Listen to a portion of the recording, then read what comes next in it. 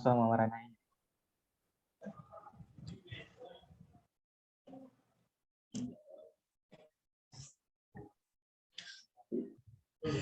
Bismillahirrahmanirrahim. Assalamualaikum warahmatullahi wabarakatuh. Selamat siang, Om Swastiastu, salam namo buddhaya, dan salam kebajikan. Yang kami hormati Kak Rustam Rizky Effendi selaku founder dan ketua komunitas Maranai.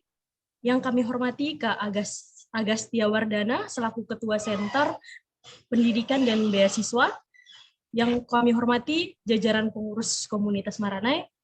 Yang kami hormati Kak Manda Prima Winarti Putri, SPD MTCSOL, selaku pemateri pada siang hari ini, serta teman-teman peserta webinar yang saya banggakan.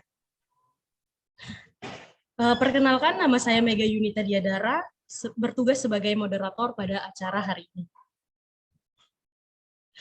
Sebelumnya saya ucapkan kepada teman-teman, saya ucapkan selamat datang pada acara webinar How to Study in China with Scholarship. Baik, untuk acara selanjutnya, izinkan saya untuk membacakan rentetan acara kita pada siang hari ini. Yang pertama ada pembukaan, yang kedua ada foto bersama, sambutan-sambutan penyampaian materi, sesi tanya-jawab, penyerahan sertifikat secara virtual, dan penutupan. Baik, langsung saja untuk acara pertama, yaitu pembukaan. Marilah kita buka acara ini dengan sama-sama melafazkan al-basmalah. Bismillahirrahmanirrahim. Untuk acara selanjutnya yaitu foto bersama. Mungkin untuk semua teman-teman peserta bisa untuk membuka kameranya. Untuk teman-teman panitia bisa minta tolong diabadikan. Saya udah siap teman-teman panitia? Saya kasih aba-aba ya, saya hitung. 1, 2, 3. Sekali lagi. 1, 2, 3. Baik, terima kasih saya ucapkan kepada peserta webinar kali ini. Untuk acara selanjutnya yaitu sambutan-sambutan. Untuk sambutan pertama yaitu dari Kak Agastya Wardana selaku Ketua Center Pendidikan dan Beasiswa. Kepada Kak Agastya Wardana saya persilakan. Bismillahirrahmanirrahim. Assalamualaikum warahmatullahi wabarakatuh. Salam sejahtera bagi kita semua, dimanapun dan kapanpun kita berada. Selamat siang, selamat datang semuanya di acara webinar kita di siang hari ini. Yang terhormat Kak Manda selaku pemateri dalam webinar ini,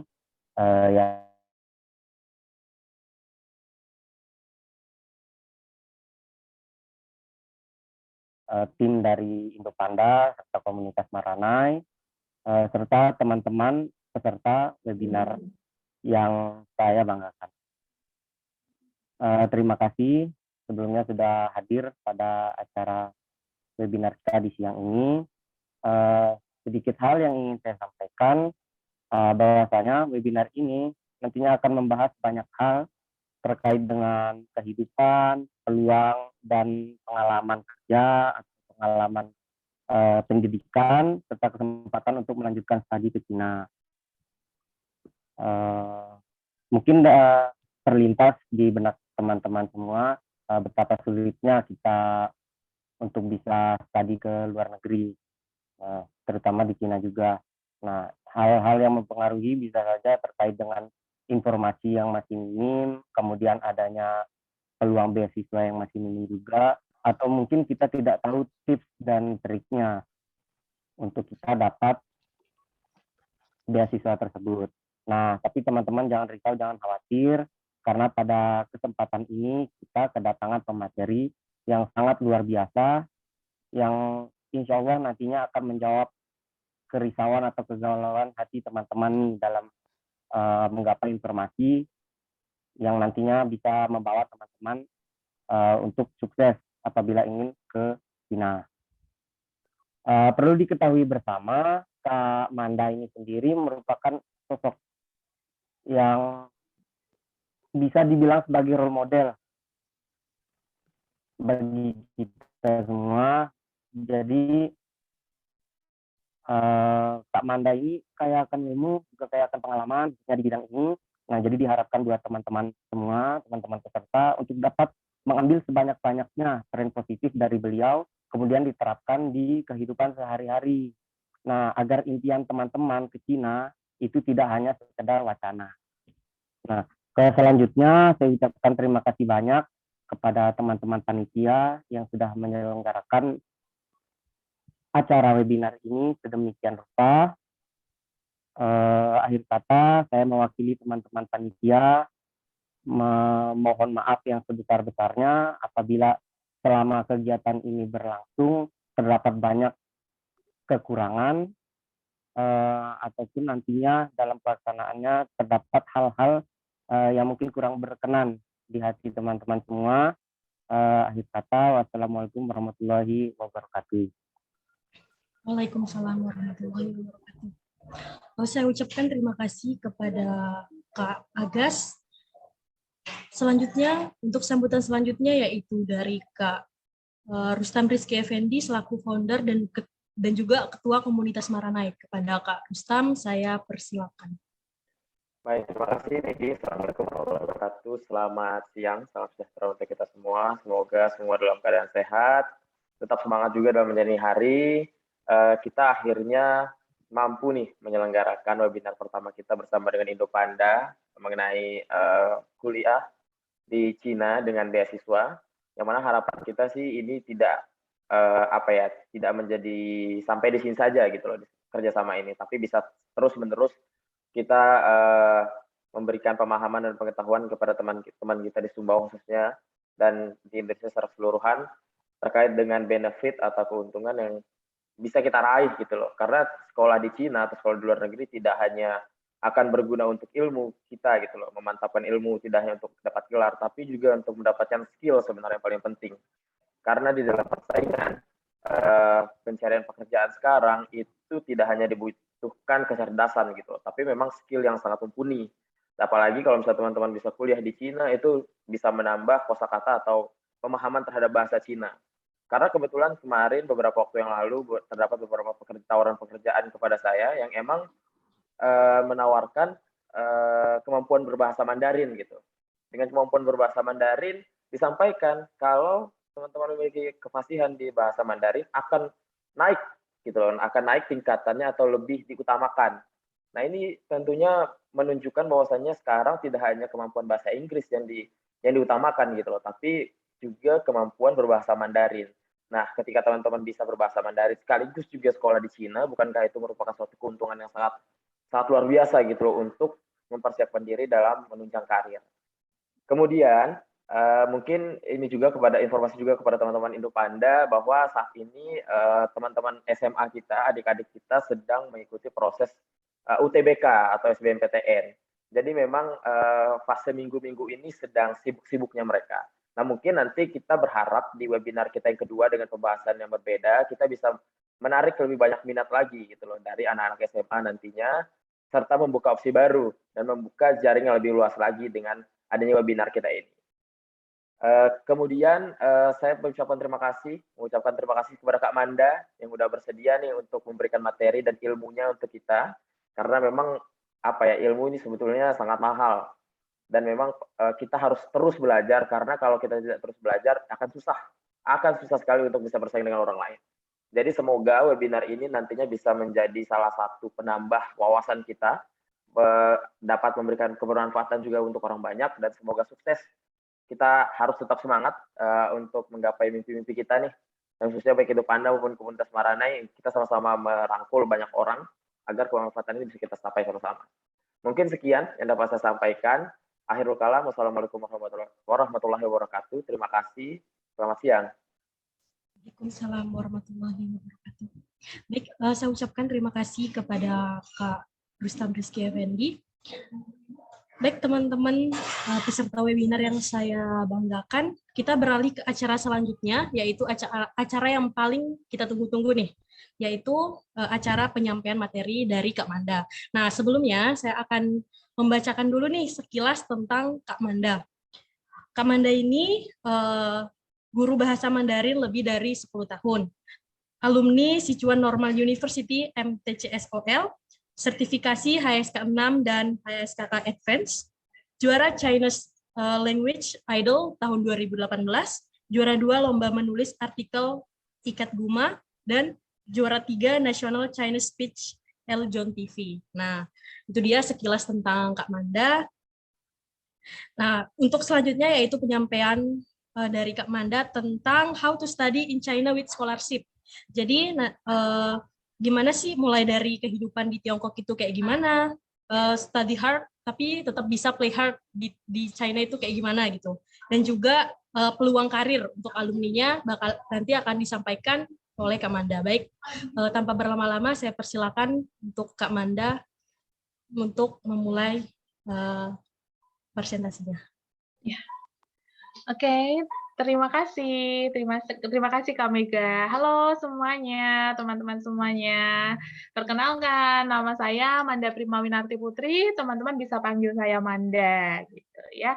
Oke, saya akan memperkenalkan diri saya dulu secara singkat ya. Untuk saat ini saya tinggal di Semarang, Jawa Tengah. Ya, profesi saya sebagai seorang guru bahasa Mandarin, jadi kesehariannya sibuk dengan mengajar, begitu, dan berbagai kegiatan yang berhubungan dengan bahasa Mandarin, seperti MC Mandarin, kemudian nyanyi Mandarin, jadi banyak sekali pekerjaan saya ya, translator juga, saya sebagai penerjemah bahasa Mandarin juga, begitu. Jadi, kegiatan saya sehari-hari sudah tidak lepas dari bahasa Mandarin, sudah menjadi hidup saya bahasa Mandarin, begitu. Awal mulanya saya belajar bahasa Mandarin itu terinspirasi dari EFSE.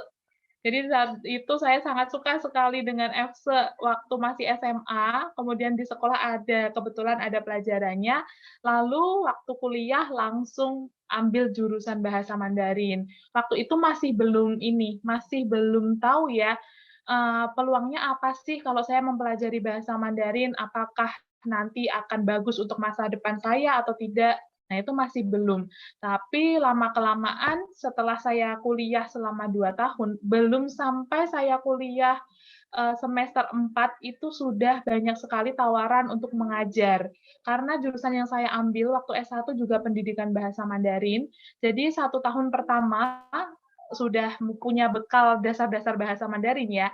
Nah, tahun kedua saya kuliah itu sudah mulai mengajar tingkat-tingkat basic seperti itu untuk anak-anak. Kemudian waktu itu ada kesempatan mengajar di sekolah internasional untuk anak TK di sana ya, mengajar bahasa Mandarin begitu. Jadi dari saya kuliah pun udah mulai bekerja yang berhubungan dengan bahasa Mandarin begitu. Jadi cukup lama sekali pengalaman saya mengajar sebenarnya sudah dari sejak mahasiswa. Kemudian saya freelance les bahasa Mandarin dari rumah ke rumah gitu waktu masih mahasiswa dahulu gitu. Lalu setelah saya lulus S1 langsung mendaftar beasiswa gitu karena saya termasuk anak yang sebenarnya dari kondisi ekonomi keluarga pun tidak mendukung untuk bisa kuliah ke luar negeri karena teman-teman semua juga pasti tahu kuliah ke luar negeri itu membutuhkan biaya yang sangat besar sekali gitu kan ya. Nah, jadi saya mendaftar beasiswa. Kemudian saya diterima di Sichuan Normal University, 1 tahun belajar bahasa Mandarin untuk memperkuat bahasa Mandarin saya lagi, kemudian saya langsung mendaftar S2. Jadi belum selesai sekolah bahasanya, saya langsung daftar S2 yang linear dengan jurusan S1 saya, yaitu pendidikan bahasa Mandarin. Begitu. Jadi itu untuk background pendidikan saya seperti itu. Semoga bisa menjadi motivasi untuk teman-teman belajar bahasa Mandarin ya, karena hari ini akan banyak sekali ya mengenai serba-serbi belajar bahasa Mandarin, belajar di Tiongkok, kemudian peluang kita bekerja. Tentu saja yang paling berguna itu tidak hanya ilmunya ya, tapi manfaatnya nanti ketika kita sudah menguasainya, manfaatnya akan bisa kita rasakan. gitu. Oke, saya mulai di sini ya. Nah, kenapa nih harus belajar di China, harus belajar di Tiongkok ya? Kenapa? Karena teman-teman sendiri juga tahu ya, sekarang pasar dunia ya di mana-mana perusahaan dari segi ekonomi, dari segi kepemerintahan pun ya semuanya berhubungan dengan Tiongkok. Gitu. Kita tidak bisa memungkiri itu dan juga di sekeliling kita pun benda-benda kecil yang kita gunakan juga banyak ya yang berasal dari Tiongkok seperti itu. Jadi kesempatan kerja itu sangat banyak sekali. Saya yakin sekali dulu kalimat ini dulu saya begitu mendengarnya sebenarnya menggerakkan semangat saya untuk belajar lebih, yaitu dari dosen saya dulu. Dia berkata, kalau kamu bisa bahasa Mandarin, kamu nggak akan cari kerja, pekerjaan yang akan mencari kamu, dimanapun ada peluang kerja. Dan memang saya buktikan dari itu tadi ya, saya belajar bahasa Mandarin 1 tahun, langsung sudah banyak tawaran kerja hingga saat ini begitu. Nggak jarang juga saya menolak pekerjaan karena memang ini ya cocoknya di mana gitu. Jadi banyak sekali tawaran pekerjaan ya, apalagi di perusahaan sebagai penerjemah dan lain-lain. Meskipun saya sebagai penerjemah pun juga ada sedikit banyak pengalaman di perusahaan, di pabrik gitu, tetapi untuk sampai sekarang ini saya banyak menolak untuk itu karena menurut saya memang jiwa saya ada di mengajar ya, paling nyamannya itu bekerja di mengajar di bidang pendidikan begitu. Jadi mungkin ada teman-teman yang nggak suka nih jadi guru ya, lebih suka bekerja di kantor, lebih suka di lapangan. Nah, itu juga jangan khawatir, itu jauh lebih banyak sekali kesempatannya begitu ya. Oke, itu dari segi masa depan ya, masa depan kita gitu. Lalu yang kedua dari segi pendidikan juga ya, dari segi pendidikan kenapa kita belajar ke Tiongkok? Nah, Tiongkok ini di sana kita bisa banyak menemukan banyak hal yang kita tidak bisa pelajari di negara kita gitu. Contoh simpelnya adalah kita belajar di Indonesia, teman-teman kita semua adalah teman-teman lokal ya kan. Kita seperti ada dalam kardus gitu. Lalu ketika kita belajar ke luar negeri, pasti teman kita kan banyak ya orang luar negeri. Kita mempelajari budaya itu banyak sekali. Nah, kalau di Tiongkok apalagi yang berhubungan dengan bahasa Mandarin ya, karena semua orang di dunia ini ya, semua orang di belahan bumi manapun dari beragam negara itu mereka pun juga banyak yang datang ke Tiongkok untuk belajar begitu. Jadi di sana kita nggak hanya belajar bahasa Mandarin dan budaya Tiongkok, enggak, tetapi kita juga belajar banyak sekali budaya yang bisa kita pelajari dari negara manapun karena teman-temannya itu beraneka ragam sekali dari ini benua manapun, dari negara manapun itu ada banyak sekali begitu. Jadi selain menyenangkan, kita juga banyak belajar budaya dan juga ilmu-ilmu baru yang dari belahan bumi yang lain yang bisa kita pelajari di sana. Oke, lalu ini ya berbagai kemudahan yang ada di China itu betul sekali. Kalau sekarang saya ditanya lebih suka di Indonesia atau di China, sebenarnya saya lebih suka di Tiongkok karena apapun lebih mudah gitu ya, dari segi tidak dipungkiri itu, saya tidak memungkiri itu di sana apapun lebih mudah ya, dari segi kita mau menuju ke suatu tempat lah ya, mungkin sekarang ya kita ada Grab, ada Gojek dan lain-lain itu memang memudahkan kita, tetapi masih ada macet di jalan, masih ketemu macet, masih apa ya, banyaklah di jalan yang kita masalah kecil atau besar yang kita temui.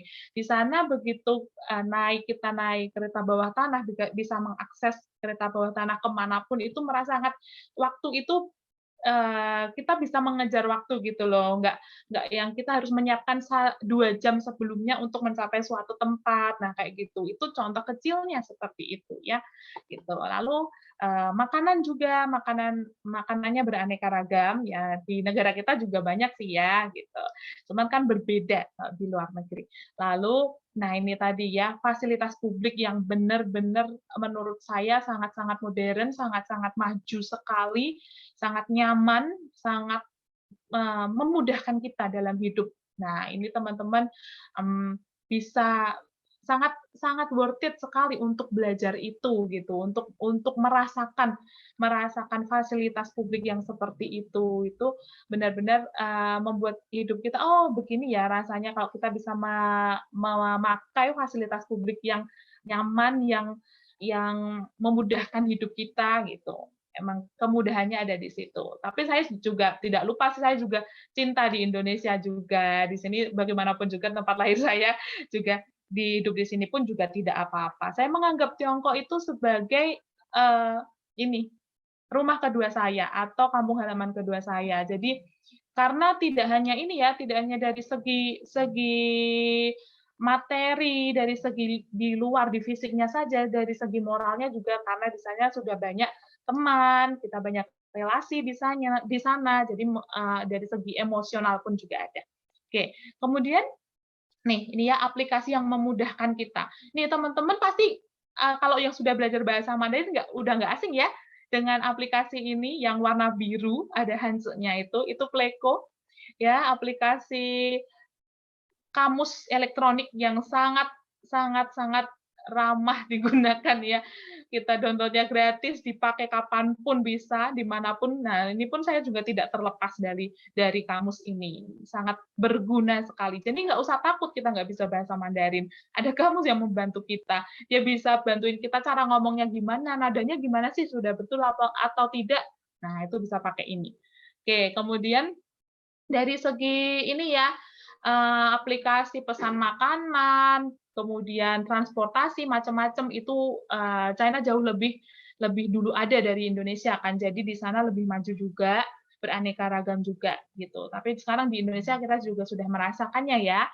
Nah, lalu untuk ini aplikasi VPN ini ya, memang sih di sana kita harus pakai VPN karena kita nggak bisa mengakses aplikasi-aplikasi dari luar Tiongkok dengan mudah seperti di sini karena kita membutuhkan VPN di sana ya, karena di sana semuanya ya karena pemerintahnya benar-benar mendukung semua produk dalam negeri gitu kan, produk mereka gitu. Jadi aplikasi semua ada, aplikasi belanja, aplikasi chatting, semua mereka punya. Google-nya versi China ada, YouTube-nya versi China juga ada gitu. Jadi kita kalau mau buka Instagram di sana juga butuh VPN gitu.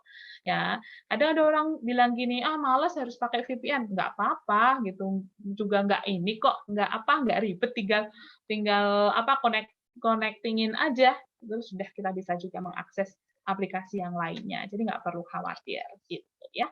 Oke, next. Nah, untuk makanan nih. Nah, makanan di Tiongkok sangat beragam ya, banyak sekali. Nah, jangan khawatir untuk halal food dimanapun juga ada ya. Jadi untuk qingzhen cai ya, qingzhen shiwu. Nah, makanan-makanan halal, kemudian bahan makanan yang halal juga bisa kita order online pun ada gitu. Jadi sekarang ini udah mudah sekali ya. Nah, mungkin ini lebih kalau semisal kita makan bareng sama teman-teman, nah kayak gitu. Itu kan paling enggak kita harus bisa ngomongnya ya. Makanan ini gimana nih, ingredients-nya apa? Ada curonya enggak, ada cuyonya enggak, kan kayak gitu kan. Nah, makanya itu butuh bekal bahasa ya kan, teman-teman. Jadi bisa dipelajari dulu nih yang berhubungan dengan makanan biar kita memudahkan kita nantinya gitu. Nah, di sana halal itu cincin gitu. Biasanya untuk resto-resto yang dia ada label halalnya, ya kita bisa lihat. Biasanya warnanya hijau, terus tulisannya putih gitu. Nah, cincin dia pakai hancur juga, tapi biasanya di atasnya tetap ada itu huruf Arabnya halal gitu. Gitu. Apalagi kalau teman-teman memilih kuliah yang di daerah tempat tinggalnya suku Huizu atau suku-suku yang beragama Muslim di sana, nah dimanapun itu makanan halal food ada di mana-mana. Itu biasanya di China bagian utara, kemudian utara agak ke barat sedikit, nah di sana ya di Xi'an, kemudian di Lanzhou, lalu Qinghai, Xinjiang mungkin jarang ya kalau mau belajar di sana, mungkin jarang ada yang belajar di Xinjiang. Ada mahasiswa Indonesia yang ke Xinjiang, ke Uighur itu loh, ada banyak sih, tapi ya nggak banyak banget gitu loh. Ya, karena jauh gitu, jauh dan cukup luas di Xinjiang itu. Lalu ada banyaklah tempat ini. Kalau mau di Beijing seperti kota-kota metropolitan besar, ada nggak nih Kak yang makanan halal? Ada dimanapun ada. Masjid ada, di sekitar masjid biasanya banyak makanan halal gitu. Iya, lalu selanjutnya, oke, nah ini ada adik kelas saya nih muncul. Ini dulu pernah jadi roommate saya waktu di Sichuan dia. Kita sering nih jalan ke masjid gitu waktu hari Jumat, lalu di sana ada banyak makanan halal, nah kayak gitu.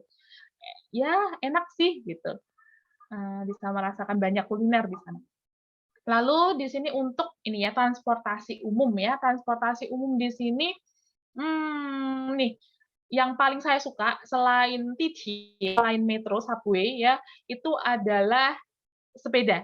Karena, selain kita bisa bakar kalori, olahraga juga kan, dan dimanapun ada, sangat nyaman sekali. Nah, biasanya saya langganan pakai WeChat atau pakai Alipay, itu bisa pakai apa aja, gitu.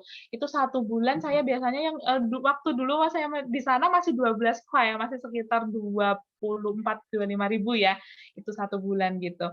Nah, itu bisa pakai sepuasnya gitu. Dari asrama tempat saya tinggal, kalau misal mau ke kantin nih, males jalan, mau naik sepeda, di bawah udah ada. Nanti kita bisa letakkan di tempat sepedanya, seperti dimanapun ada gitu.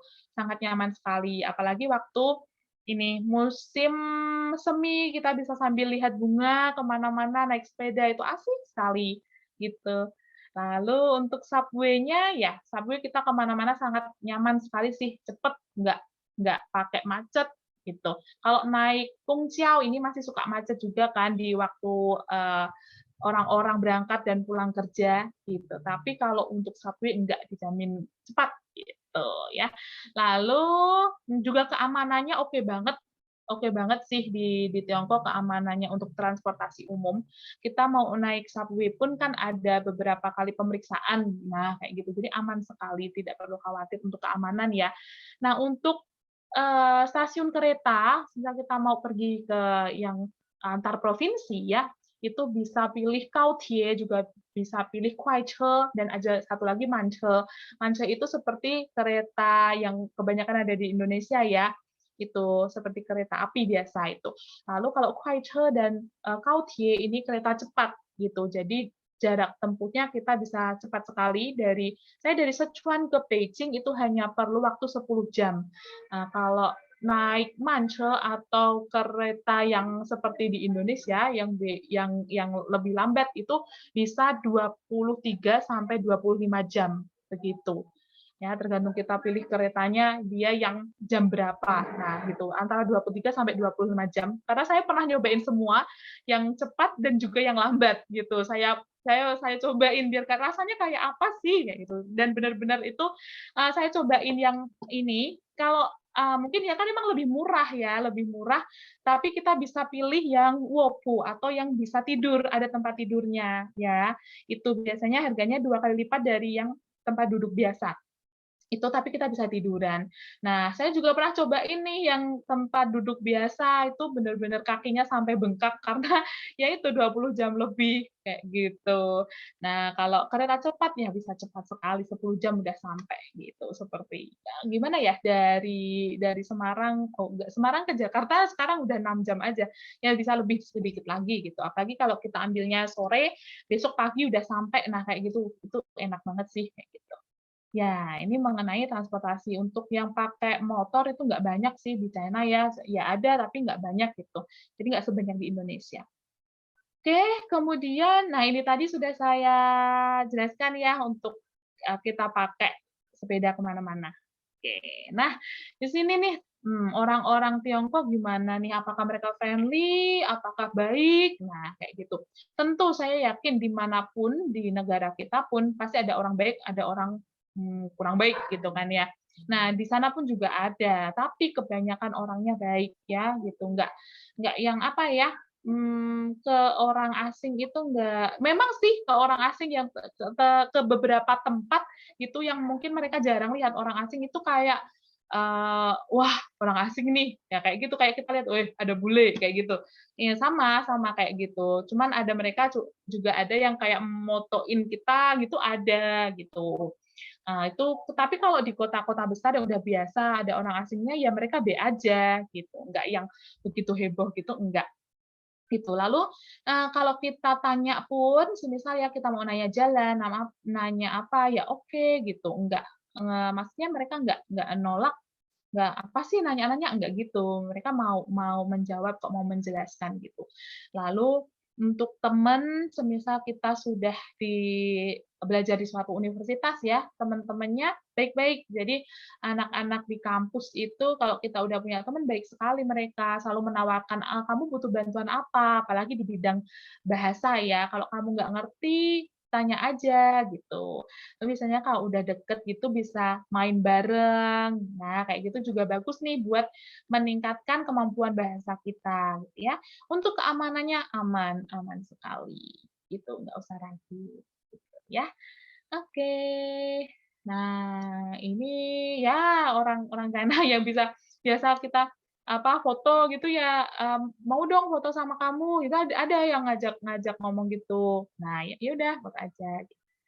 Oke, selanjutnya ada keamanan. Nah, keamanannya di mana-mana ada CCTV gitu, aman ya untuk keamanannya. Karena saya selama ini, selama 3 tahun di China juga nggak merasa bahaya, justru saya merasa aman. Kan banyak nih kayak, "Kamu yakin mau ke Tiongkok? Kamu nggak takut di sana gini gitu," gitu ya. Dan ini saya boleh share ya, dulu saya waktu di China itu saya berkerudung gitu. Tapi, sejauh ini saya tidak merasa terintimidasi, merasa yang digimanain sama orang-orang, enggak, gitu. Nice gitu loh, ya, gitu. Selama kita juga berperilaku baik, ya, orang-orang pasti bisa berperilaku baik kepada kita juga. Oke, kemudian ini kehidupan di kampus ya, kehidupan di kampus dan juga mahasiswa juga. Oke, lalu ini video ya, sepertinya. Masih cuma hitam. 这个是视频吗？对的。是的，哦，是的， OK。可能是他们不能 play。哦，OK，卡住了啊。Coba sambil kita tunggu ya videonya. Kehidupan mahasiswa ya sebenarnya seperti di Indonesia sih, lebih ke sikap kita aja. Kita yang mau menjadi mahasiswa yang cuma kampus, asrama, kantin doang, atau lebih memperkaya kehidupan kita sebagai mahasiswa gitu. Nah, kalau ya kehidupan mahasiswa seperti pada umumnya di sini. Bedanya karena di sana 4 musim ya. Setiap musim pasti ada ceritanya masing-masing gitu. Kayak semisal musim dingin gitu, mungkin kan ada cerita yang kayak aduh jam 7 nih kelas harus dingin-dingin kayak gitu ke kelasnya. Nah, gitu-gitu aja.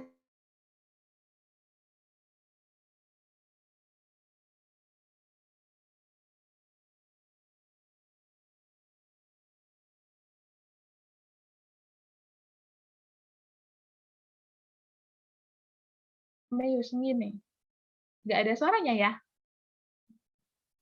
下的时候要选那个声音。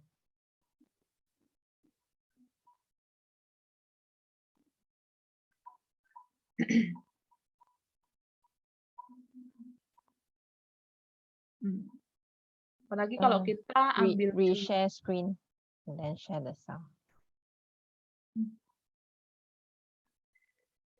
Yang jurusan, kalau kita ambil jurusan bahasa apalagi ya, pasti kita belajarnya kan di ini International College ya. Jadi yang untuk mahasiswa internasional di situ kita akan belajar dengan teman-teman dari negara asing. Tapi kalau mungkin teman-teman ada yang mau belajar teknik yang kuliahnya sama mahasiswa lokal, itu bisa.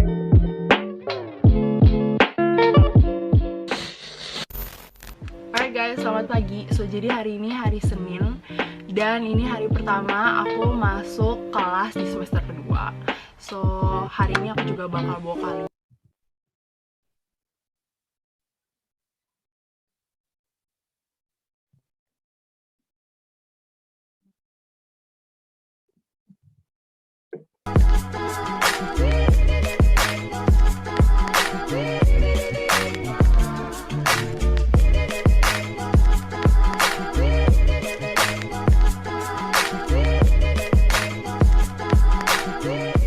Hai guys, jadi aku kasih lihat kalian. Ini tuh kayak mami papinya kita. Hey Mark, hey Sandra.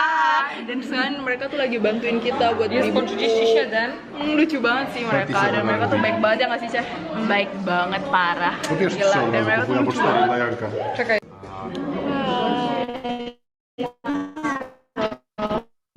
Dia orang Korea, lucu banget gak sih? Bicara apa bicara? Mangchang. Oke, jadi tuh sebenarnya Cipin sama Mangchang itu udah sekelas sama kita di semester lalu. Dan pas kita tuh sekelas lagi. Dan sebenarnya Mark sama Sandra itu juga sekelas sama kita. So, seneng banget gak? Seneng gak Mangchang sekelas lagi? Mangchang. Seneng gak? So, seneng. Seneng banget. Seneng banget. Senang banget.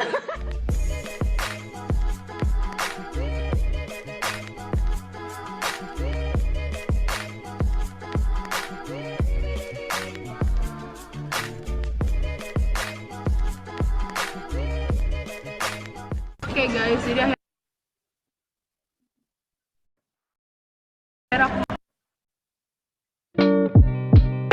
Mana lah saya isu Pak. Oke, iya. Ini seputar kehidupan mahasiswa ya, kayak gitu. Sebenarnya saya juga kurang lebih seperti itu sih. Untuk kuliahnya nggak sibuk-sibuk sekali, enggak. Waktu S2 aja mungkin agak sibuk karena nulis tesis ya, tapi nulis tesis pun itu kan kita bisa atur sendiri jamnya gitu. Nggak yang tiap hari banget dari pagi sampai malam itu kan enggak. Jadi kuliah di sana menurut saya sangat santai. Itu adalah masa-masa paling membahagiakan dari hidup saya. Jadi kalau mau ditanya enakan kerja apa, ya kalau bisa kembali kuliah lagi gitu. Karena itu benar-benar yang pressure-nya untuk sekolah itu nggak ada apa-apanya dibandingkan nanti kita di kehidupan pekerjaan gitu loh. Itu benar-benar kalau teman-teman nanti ada kesempatan kuliah di Tiongkok, pakai waktunya baik-baik gitu, karena itu nggak akan bisa kembali lagi. Itu sangat berharga sekali. Seperti itu. Jadi sangke gini kita pelajaran, lalu kenal teman-teman banyak ya dari negara manapun, kayak gitu biasanya kita suka habis kelas nih, ayo kita makan bareng gitu. Tadi seperti dalam video ya, makan malasiang ya, gitu. Malasiangko ya kayaknya tadi, atau malatang ya? Tang ya. Itu tadi ya kita suka cobain makanan-makanan kayak gitu ya, kayaknya itu enak ya. Nah, sesuai di daerah mana. Biasanya terkenalnya kan pasti ada terkenal kuliner macam-macam ya di setiap daerah gitu. Gitu. Lalu kalau Sabtu Minggu itu sering kita ada kegiatan, kalau nggak ada kegiatan dari kampus ya kita hangout bareng teman-teman kayak gitu. Jadi jangan cuma di asrama aja. Sayang banget pokoknya kalau udah kuliah ke Tiongkok harus banyak-banyak jalan-jalan gitu. Karena banyak sekali yang bisa kita lihat di sana. Gitu.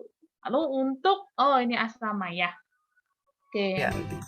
Tatang, permisi. Datang, silakan masuk.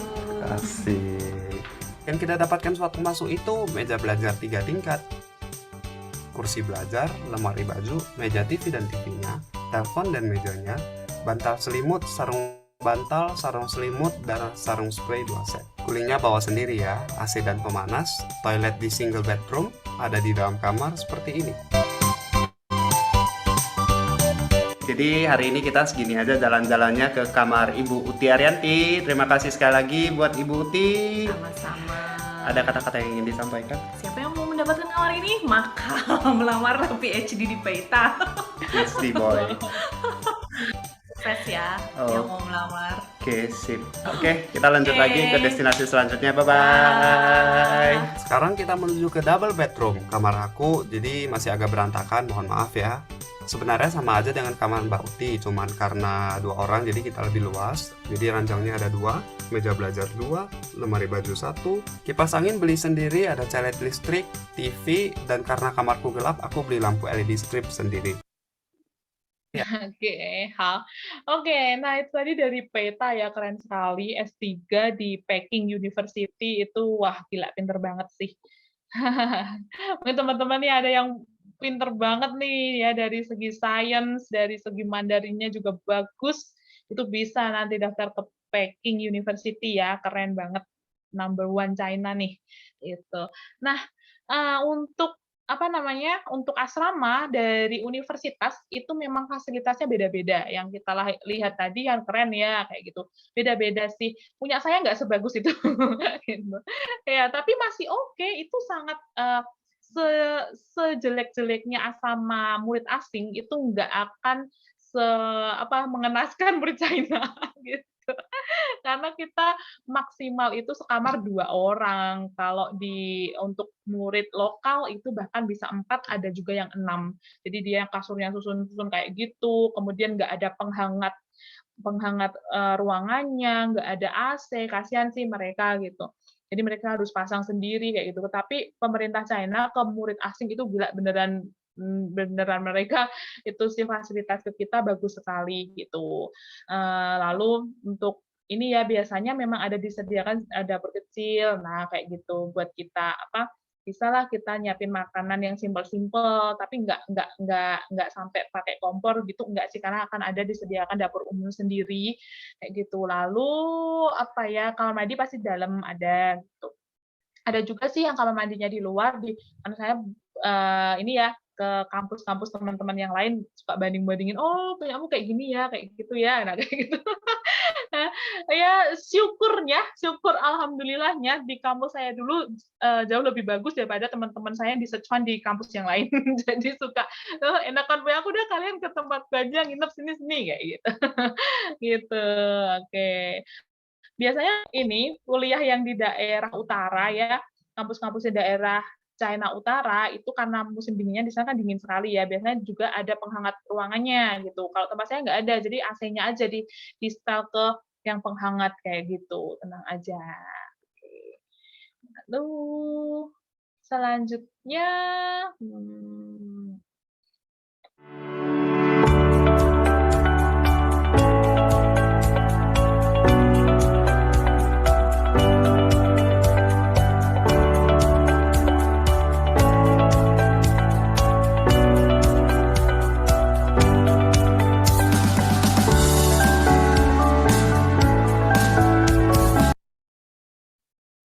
ini fasilitas kampus, kemudian aktivitas kelas, ada macam-macam sih fasilitas kampusnya ya, tergantung universitasnya. Tapi keren-keren sih sejauh ini saya kalau lihat kantinnya di sana juga bagus kayak kafe gitu loh.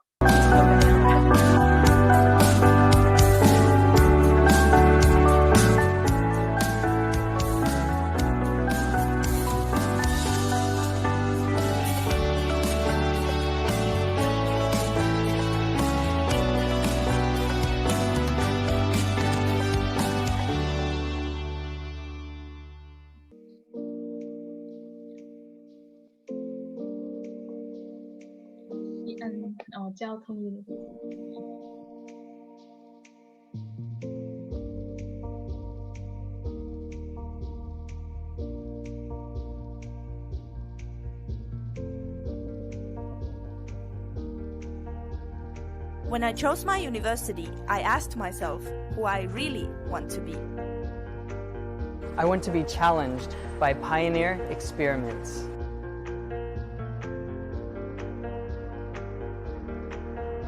I want to be taught by leaders in my academic field. I want to be a person who can save human lives. I want to be immersed into the vibrant environment. Before I came to China, I knew Xi'an Jiaotong University was a highly ranked university in Asia. There are more than 120 English sword programs in 26 schools for me to choose, even though the university focuses more on engineering and science. top talents, scientific research equipment, and industrial elites all gather here at Jiaoda. Curiosity and the spirit of innovation drive us and keep us moving forward. The endless, innovative scientific research brings us infinite imagination. I'm surrounded by the greatest minds. Academic progression is inevitable with the knowledge to guide and shape us.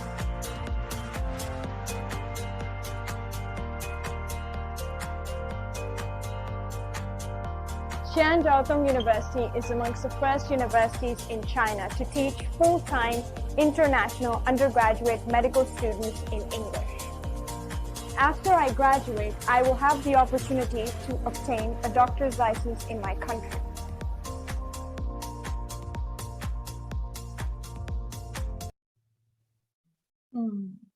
Oke, ini saya sampai sekarang memang suka banget kayak ngelihat kampus-kampus di mana yang bisa belajar sains, teknik kayak gitu ya. Karena saya kan basicnya kan pendidikan, jadi kampus saya pun semua jurusannya adalah pendidikan, kependidikan ya, karena Shifan-Daxue gitu. Jadi saya suka main-main ke kampus-kampus yang dia jurusannya ada banyak sekali gitu, yang non kependidikan itu pasti lebih beraneka ragam, lebih gimana ya, lebih sesuatu yang kita bisa lihat baru gitu. Tempat-tempatnya unik-unik, semisal lab-nya aja bentuknya macam-macam antara kampus satu yang kedua gitu, unik-unik sekali. Dan yang paling saya suka untuk fasilitas kampus itu adalah library-nya ya. Jadi perpustakaan di sana benar-benar bagus banget gitu. Jadi selama di Indonesia dulu saya selalu apalagi waktu bikin penelitian ya, itu sangat kesusahan sekali mencari buku-buku ini ya yang bersumber dari bahasa Mandarin itu kan susah. Itu begitu sampai sana wah seperti rasanya pengen dibaca semua nggak bisa gitu. Gitu. Jadi untuk sumber buku kita belajar macam-macam di sana itu fasilitas itu ada gitu ya, nggak susah gitu.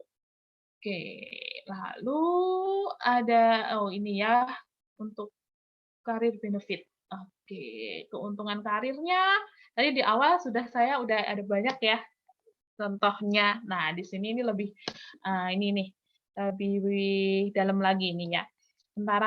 Perantara Indonesia dengan China itu ya, kita bisa transfer ilmu, kebudayaan, teknologi dan lain-lain. Oh iya ini juga nggak cuma kita belajar budaya yang dari Tiongkoknya ya, di sana pun kita juga mengenalkan banyak sekali budaya Indonesia. Saya pernah tergabung di itu Wonderful Indonesia, kemudian acara PPIT. Nah itu sering sekali mengadakan seperti hari-hari nasional Indonesia di sana diadakan ada festival apa, kemudian mengenalkan budaya-budaya Indonesia untuk orang-orang China itu. Jadi di sana pun untuk mengenalkan budaya Indonesia juga banyak gitu loh, banyak yang bergerak di bidang itu juga gitu. Jadi benar-benar pertukaran budaya dan juga ilmunya terasa sekali.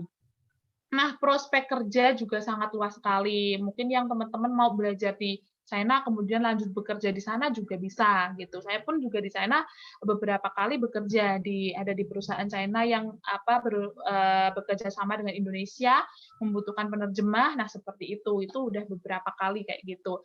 Nah, sampai sekarang ada nggak teman yang tetap bekerja di sana? Ada, banyak gitu.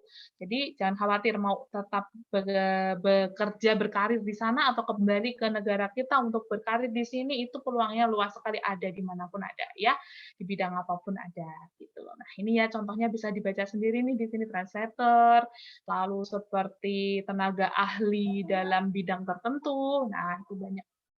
Gitu. Nah, untuk gajinya, faktanya ya memang sih gaji ini bisa kita agak dibanding-bandingin gitu ya sama saya juga, karena saya ini berdasarkan pengalaman saya sendiri dibandingkan dengan teman yang belajar bahasa asing yang lain itu memang Mandarin jauh lebih tinggi begitu ya. Jadi gajinya ini untuk kita mempunyai keahlian dalam bidang bahasa Mandarin ini cukup baik gitu ya, cukup baik, cukup memuaskan sebenarnya. Dari menerjemahkan secara lisan, menerjemahkan secara tertulis di perusahaan, atau di bidang apalagi ya, perusahaan, di bidang perdagangan, nah apalagi ya di bidang bilateral, kedua belah pihak negara itu, nah itu pasti gajinya bagus semua sih, gitu. Nah, ya, jadi untuk bahkan ini ya, bahkan yang teman-teman yang S1 pun gitu yang di China sebenarnya belajarnya nggak fokus di belajar bahasa Mandarin, tapi di ilmu lain, tapi di sana ada bekal sedikit-sedikit gitu, balik ke Indonesia banyak sekali ditarik di perusahaan yang di mana dituntut harus berbahasa Mandarin. Nah, itu pada belajar lagi kayak gitu. Kemarin kok di Cina aku nggak belajar semaksimal mungkin ya gitu. Oh, sekarang malah diperlukan. Nah, banyak sekali yang udah sampai di tahap kerja justru kayak gitu. Merasa, oh aku harus belajar lagi nih gitu. Jadi teman-teman yang sekarang punya waktu untuk belajar itu segeralah belajar karena biar nantinya nggak begitu kerepotan gitu. Oke, terima kasih. Ini oke, sudah habis ya PPT-nya. Begitu. Itu yang bisa saya sampaikan. Nah, mungkin ini ada sesi tanya jawab ya? Iya Kak, ada. Betul. Oke. Sesi saya dulu kayaknya. Selesai sesi saya baru Mandala. Oke. Ya.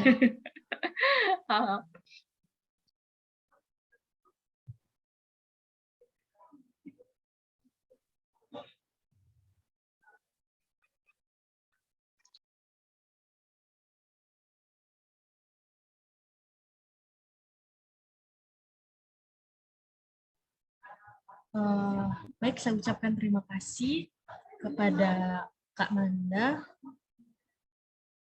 Mungkin sebelum kita ke sesi tanya jawab,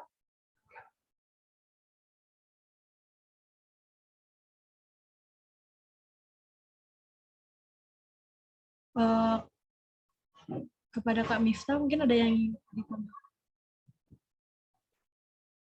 Halo. PPT-nya yang satu ya? Oke. Di slideshow.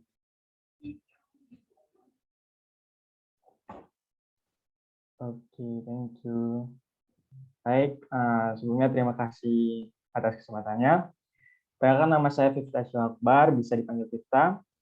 Saya sekarang mahasiswa semester akhir di Jiangsu Agricultural Management Professional College.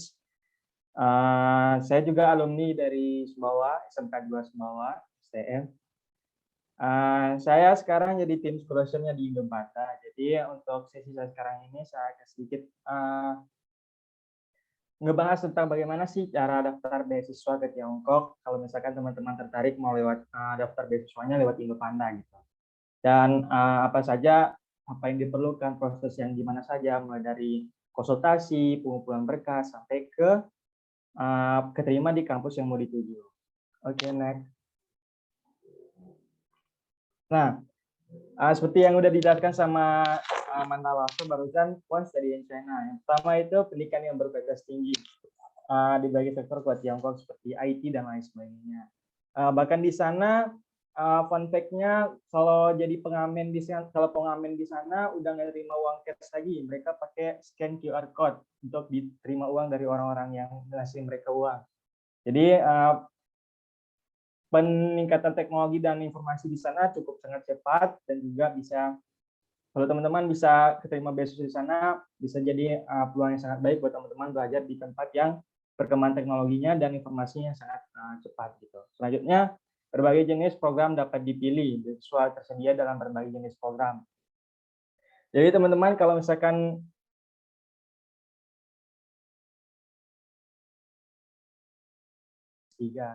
tapi yang membedakan di China sendiri, di Tiongkok sendiri itu ada namanya One Year Language Program, yaitu program 1 tahun bahasa. Jadi teman-teman kalau misalkan tertarik dengan bahasa Mandarin nih, teman-teman bisa ikut namanya program 1 tahun bahasa Mandarin, mulai dari 0 belajar bahasa Mandarinnya sampai ke HSK 4 atau HSK 5. Tuh, yang selanjutnya, beasiswa merupakan beasiswa yang dibiayai penuh yang meliputi SPP, akomodasi, dan tunjangan bulanan sekitar 3-8 juta.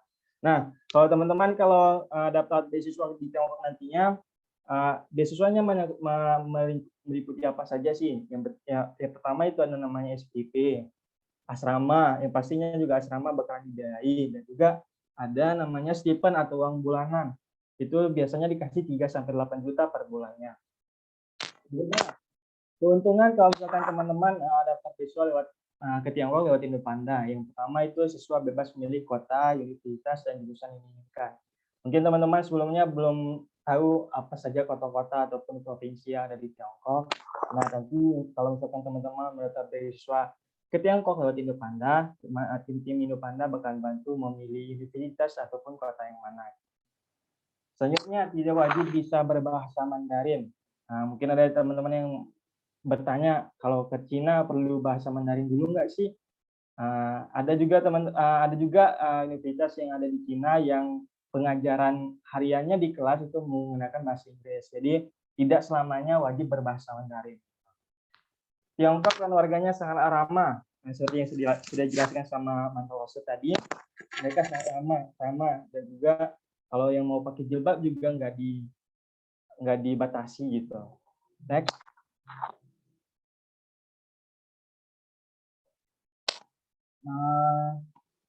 Mau daftar beasiswa ke Tiongkok lewat Indopanda bisa ke daerah mana atau provinsi mana. Ini bisa dilihat teman-teman, mungkin sebelumnya belum tahu kota-kota yang ada di China, ada yang namanya Beijing, Shanghai, mungkin pernah dengar sebelumnya Nanjing. Jadi kalau misalkan kalau mendaftar beasiswa, ini teman-teman bakalan direkomendasikan oleh tim Indopanda ke beberapa kota yang ada di China sendiri.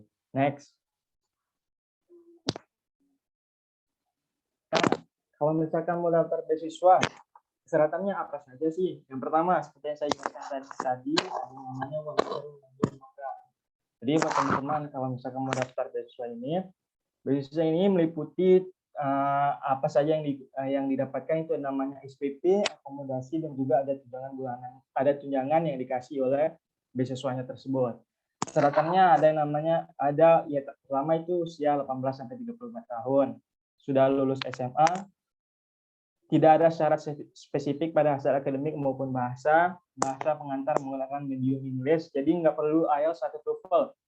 Yang penting teman-teman ngerti apa bahasa Inggris saja, yang penting ngerti bahasa Inggris, jadi nggak perlu IELTS atau TOEFL.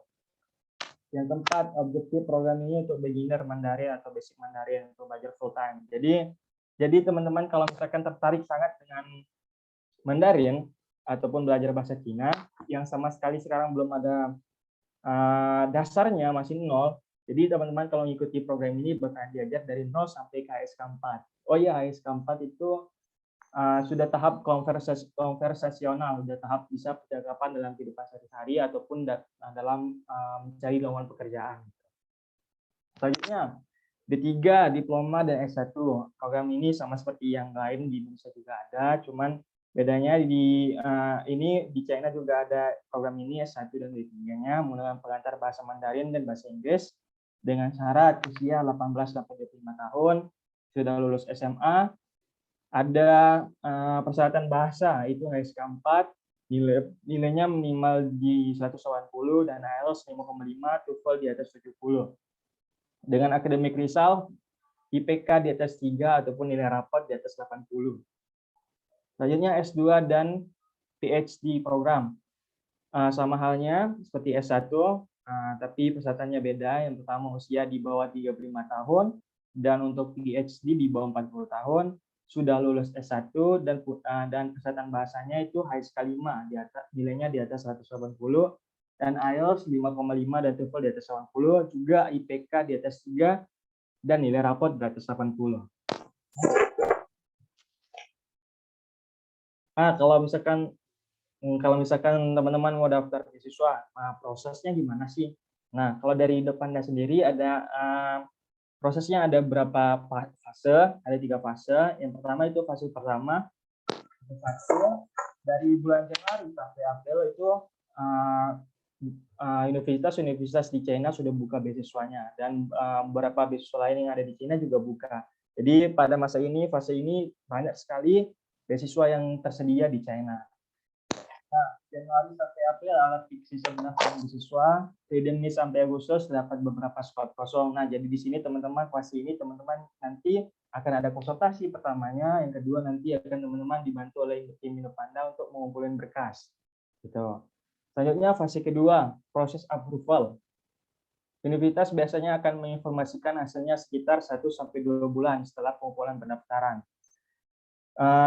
Setelah ngumpulin berkas nih, bakalan nunggu sampai 1-2 bulan setelah ada yang namanya admission letter atau surat pemberitahuan bahwa teman-teman lulus seleksi berkas gitu. Dan selanjutnya bakalan akan diundang untuk proses interview.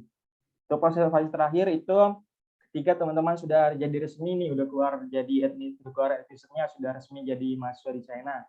Nanti akan ada ketibaan di Tiongkok dan tim Indopanda bakalan jemput teman-teman di bandara langsung dan mengantar ke universitas langsung. Oke, next. Mungkin ada teman-teman yang nanya kalau misalkan mau daftar kuliah di China, kalau bayar sendiri berapa sih gitu? Kalau di sini one year language program, kalau misalkan dihitung estimasinya itu kalau misalkan bayar sendiri itu sama dengan 75 juta. 75 juta.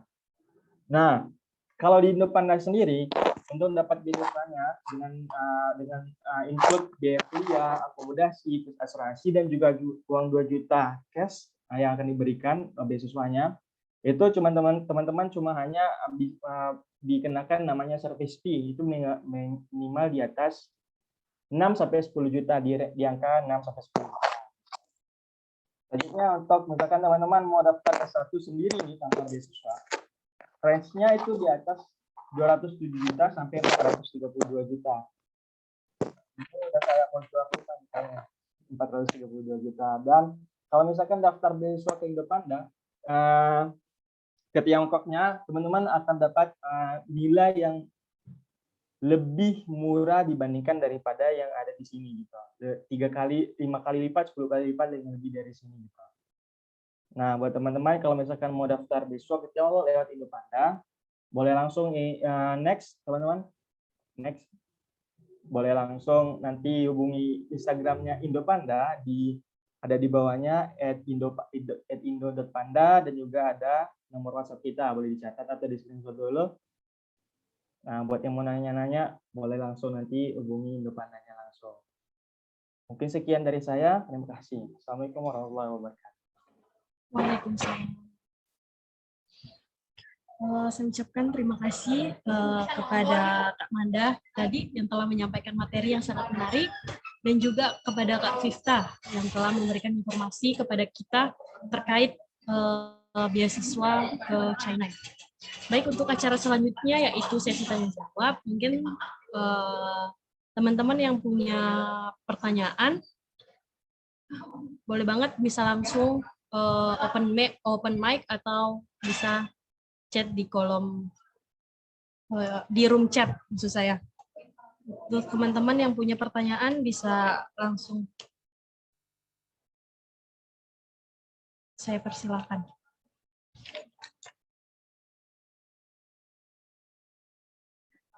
Nanya langsung juga boleh.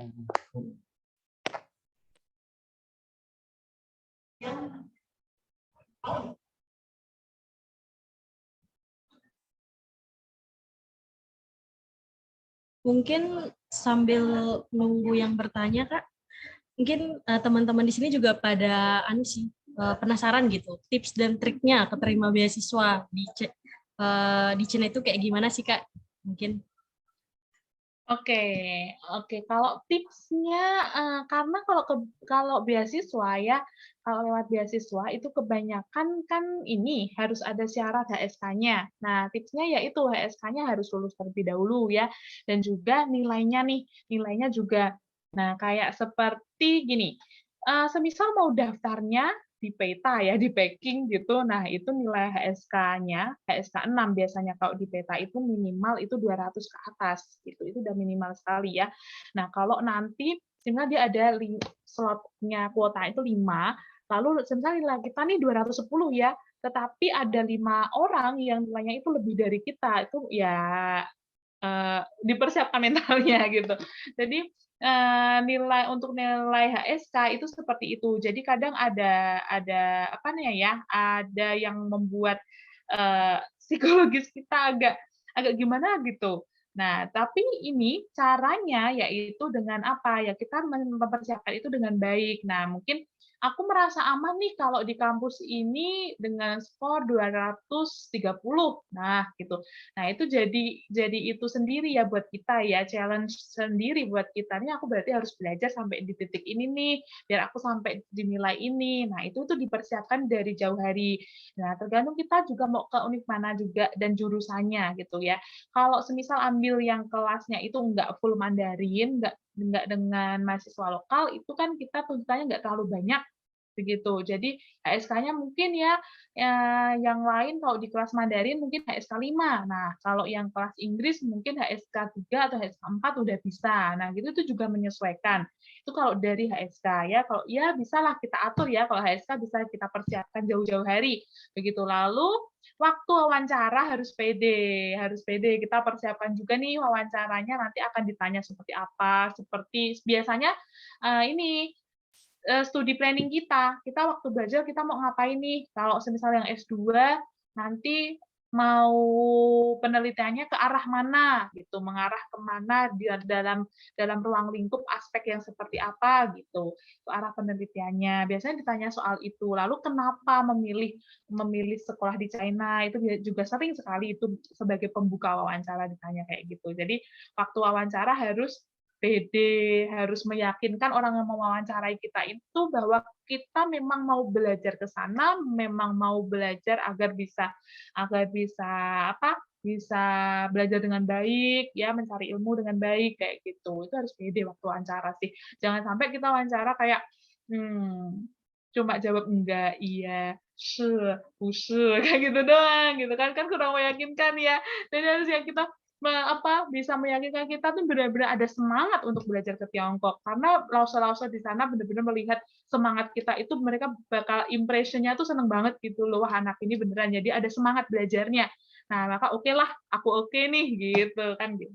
Dari segi wawancara seperti itu. Lalu beasiswa apalagi ya, tahapannya itu kan biasanya ada di nilai, kemudian wawancara, habis itu cuma itu aja sih ya.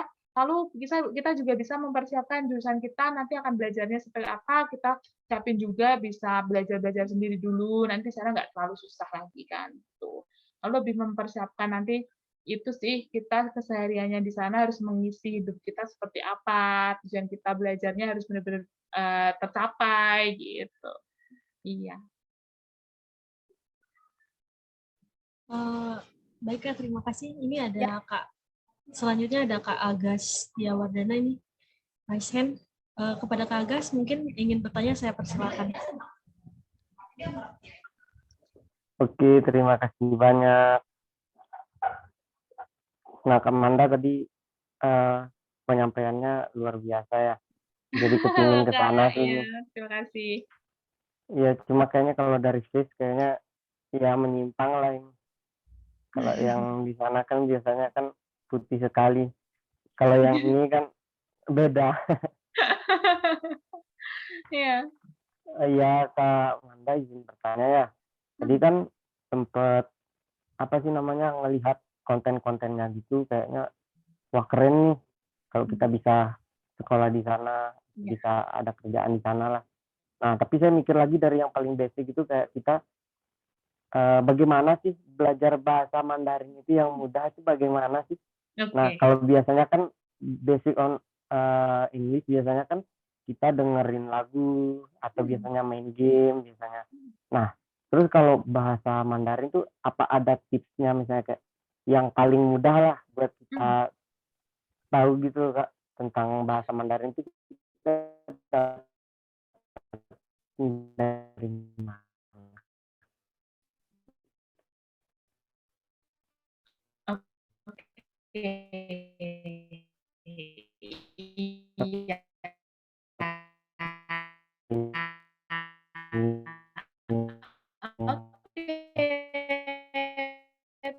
Biasanya gituin. Nah, kunci utamanya kita memang belajar dari materi ya, dari materi buku, materi ada banyak sekali kan, dari game, dari film, dari lagu itu banyak sekali. Cuman kalau kita cuma tahu aja ya, nih kita tahu doang nih, oh ini artinya ini, habis itu nggak diulang lagi, hilang. Bahasa tuh kayak gitu. Ya pasti hilang. Nah, itu pasti. Nah, cara mengulangnya gimana nih? Kalau semisal kita kesulitan yang nggak ada lawannya. Kalau kita les, kalau kita belajar di kelas, kayak gitu kan ada lawannya nih, ada gurunya. Nah, ada gurunya aja kadang ada yang mau ngomong, ada enggak, kan gitu kan. Nah, itu jadi manfaatkan fasilitasnya bagus, ya baik-baik gitu.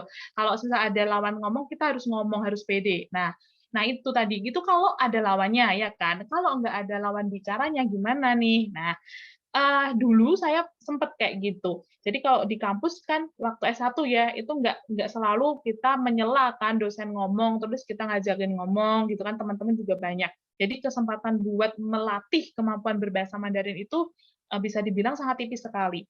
Nah, saya cari gimana ya biar ada improve. Nah, dari materi kadang kita ada file listening ya kan, file listeningnya. Nah, itu dari kalimat yang singkat sampai kalimat yang panjang. Nah, dari kalimat singkat ini kita bisa dengerin, lalu ikutin, gitu. Ikutin. Nah, saya sampai kadang itu dulu sering sekali di depan cermin gitu. Karena mungkin saya terlalu over pede ya orangnya. Jadi sangat-sangat ini sekali, benar-benar kayak aku harus bisa nih ngomong yang seperti ini, seperti yang aku dengerin gitu, seperti yang dalam listening kayak gitu. Karena tahu bahasa Mandarin itu butuh yang namanya nada yang betul, pronunciation yang betul, biar orang ngerti kita ngomong apa. Jadi itu sebagai apa ya, cambuk sendiri buat saya, harus bisa nih ngomong seperti ini kayak gitu, harus sama seperti apa yang saya dengerin kayak gitu. Itu mungkin yang paling basicnya kayak gitu, paling apa ya memang sih ini agak butuh effort ya, karena ketekunan, intinya ketekunan kita gimana kita ngulang sampai bener kayak gitu, sampai tanpa mikir, sampai di luar otak, sampai kita mengucapkan itu udah otomatis ngomong kayak gitu. Nah itu intinya di ketekunan itu. Dari game kita tahu istilah ini artinya ini, oke. Kalau kayak gitu kayak gini tapi nggak diulangin gitu kan, ini dipakainya terus gimana nih? Nah ya hilang, pasti hilang kayak gitu, nggak ketemu kata itu lagi ya pasti hilang kan gitu ya. Itu lalu untuk sekarang ini kan sebenarnya lebih ini ya, lebih fangpen, lebih praktis ya, lebih praktis. Jadi kita bisa lewat apa ya nih, Pleco contohnya, tadi ada aplikasi Pleco. Nah, cara ngomongnya ini gimana kita dengerin, ada waktu kita dengerin. Tadi kakaknya juga bilang dari lagu juga, kita dari lagu nggak cuma didengerin aja, oh enak nih melodinya, enak nih dia nyanyinya, tapi kita juga cari tahu ini artinya apa, maksudnya apa, kayak gitu, terus diingat-ingat gitu. Jadi sebenarnya kita belajar dari materi itu mungkin cuma 60%, 50-60% lah ya. Nah, sebenarnya yang banyak itu dari kitanya sendiri gitu. Kalau masih di sini ya, masih di Indonesia lingkungannya mungkin kita nggak banyak dapat dari luar. Nah, itu kita berusaha sendiri dengan ketekunan kita. Seperti menghafal Hanse itu, saya dulu sampai habis kertas tuh banyak sekali ya, karena untuk mengulang, nulis terus kayak gitu. Itu ya. Lalu kalau udah di sana, karena lingkungannya sudah benar-benar mendukung 100%, manfaatkan baik-baik. Kayak kita banyak-banyak ngobrol, walaupun ngobrol misal ya sama kita ke kantin nih, kita di kantin di sana kita pesan makanan, nggak cuma tunjuk-tunjuk aja gitu loh, ajak ngobrol sama yang ngambilin, saya mau ini, saya mau itu, praktis gitu. Jadi nggak cuma di kelas udah cuma dengerin dosen doang, suruh nanya nggak nanya, habis itu pulang ke asrama juga nggak ngobrol sama teman-teman yang lain pakai Mandarin gitu. Ya nanti pulang ke Indonesia, Mandarin kamu gimana nih? Berarti udah pinter ya? Gitu doang gitu. Iya. Jadi lebih kita harus menuntut diri kita sendiri untuk mau praktis kayak gitu. Iya. Oke. Oke, pertanyaan selanjutnya ya. Begitu ya Kak Agastya ya. Oke. Oke, makasih Kak Manda. Iya, sama-sama. Mungkin itu ya Kak Agas untuk jawaban dari pertanyaannya. Untuk teman-teman yang lain, mungkin yang masih bingung, oh ada Kak Afifah. Iya. Boleh Kak Afifah langsung.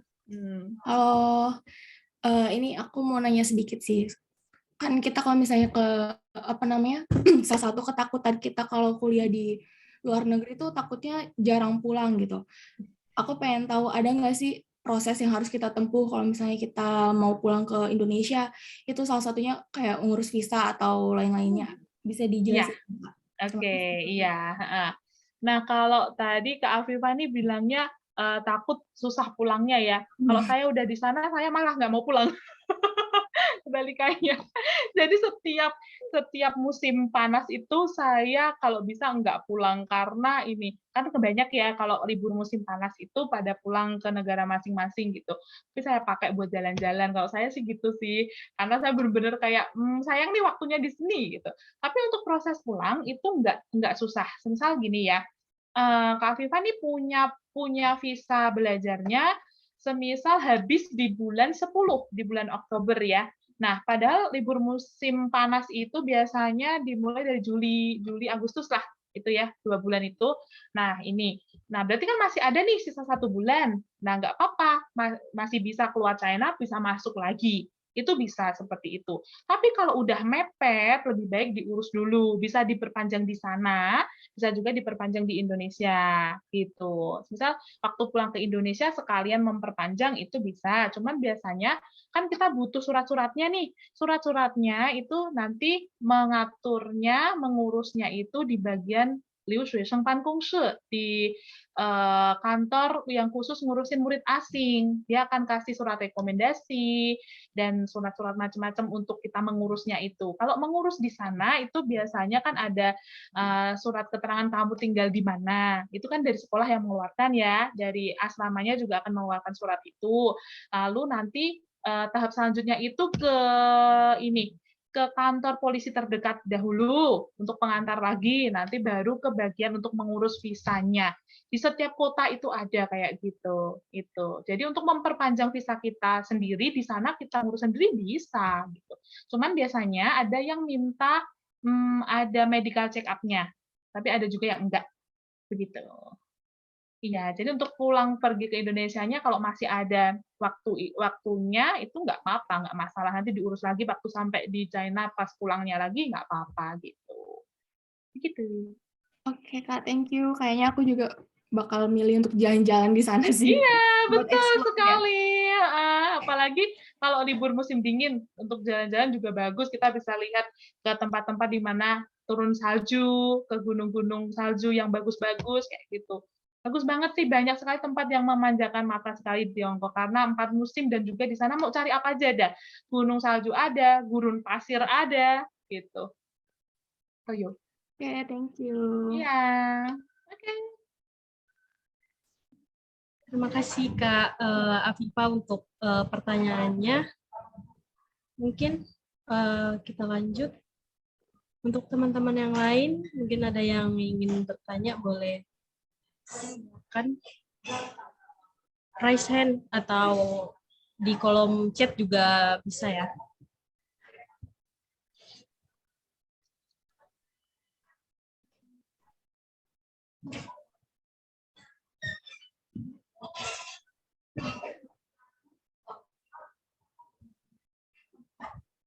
Sepertinya udah cukup jelas kayaknya Kak, udah nggak ada yang bertanya lagi. Baik, kalau untuk Kak Agas. Kak Agas. Oke.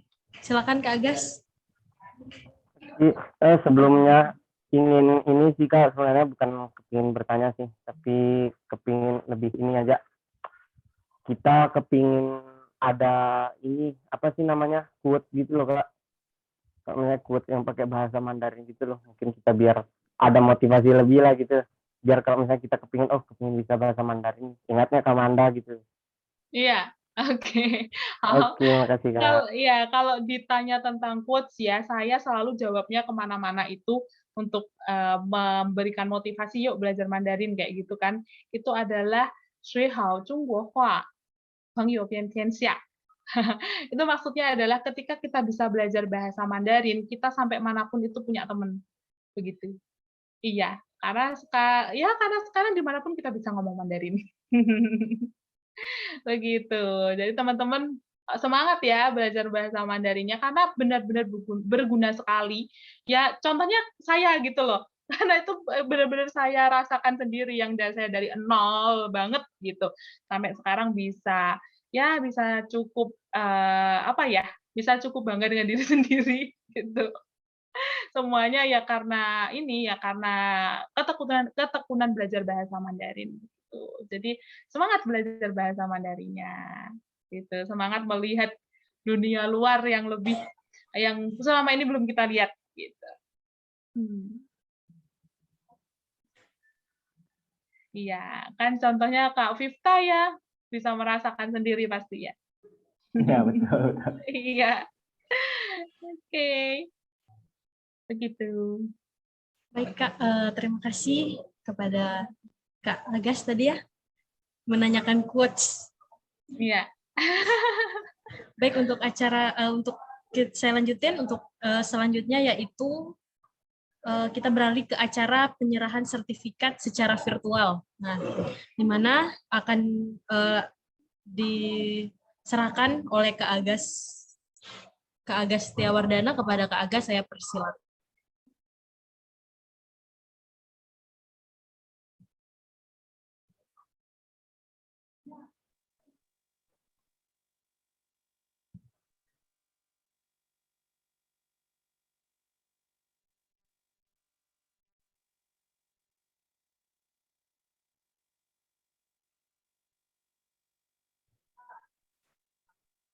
Kepada Kak Agas, saya persilakan.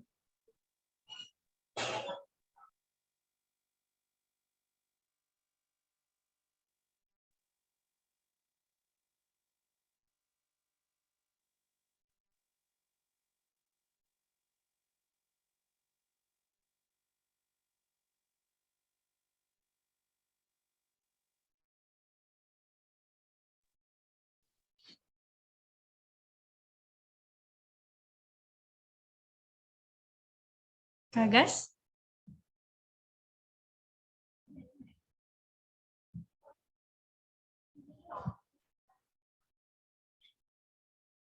Mungkin Kak Agas lagi ada kendala mungkin sama koneksinya. Untuk penyerahannya saya persilakan kepada Kak Rustam Rizky Effendi selaku founder dan ketua komunitas Maranai. Kepada Kak Rustam Rizky Effendi saya persilakan. Baik, terima kasih nih Kak Mega, Kak Megi. Terima kasih juga buat Kak Manda atas presentasinya yang memang luar biasa. Sangat membantu kita juga untuk menambah pengalaman. Sebenarnya studi ke luar atau ke Cina ini sebenarnya manfaatnya luar biasa banget sih. Jadi semoga nih teman-teman dan diskusi-diskusi kita yang selanjutnya bisa lebih meningkat juga nih yang ikutan, maupun manfaatnya sih sebenarnya yang lebih penting. Nah ini Kak Manda, ada sedikit rasa terima kasih dari kita. Kita mau ngasih sertifikat kepada Kak Manda secara virtual, karena mungkin kita jauh juga nih Kak Manda, mungkin sekarang kita virtual dulu, ya kan? Nanti kalau ada waktu dan kesempatan mungkin kita bisa ketemu langsung gitu. Terima kasih Kak Manda sudah mau jadi narasumber dalam diskusi daring mengenai How to Study in China with Scholarship bersama Indopanda juga pada 21 Mei 2022. Semoga bermanfaat. Terima kasih Kak Manda. Saya kembalikan ke Megi. Baik, terima kasih Kak Rustam. Dengan dilakukannya penyerahan sertifikat tadi, maka berakhir pula acara webinar kita pada hari ini. Untuk informasi webinar dan kegiatan lainnya, silakan bisa mengunjungi sosial media dari Maranai, Instagram, Facebook, Twitter, link, dan juga YouTube. Nah, demikian rangkaian acara webinar How to Study in China with Scholarship pada hari ini. Sebelum saya tutup, saya ingin menyampaikan kata pesan bahwa orang yang sukses tidak pernah menyerah, dan orang yang menyerah tidak akan pernah sukses. Saya Mega Yunita Diadara, mewakili seluruh panitia dari komunitas Maranai mengucapkan terima kasih dan mohon maaf apabila ada kekurangan dan juga kekeliruan selama kegiatan acara ini berlangsung. Saya tutup. Wassalamualaikum warahmatullahi wabarakatuh. Selamat sore. Waalaikumsalam warahmatullahi wabarakatuh. Thank you semuanya. Yo, thank you. Terima kasih Kak Manda.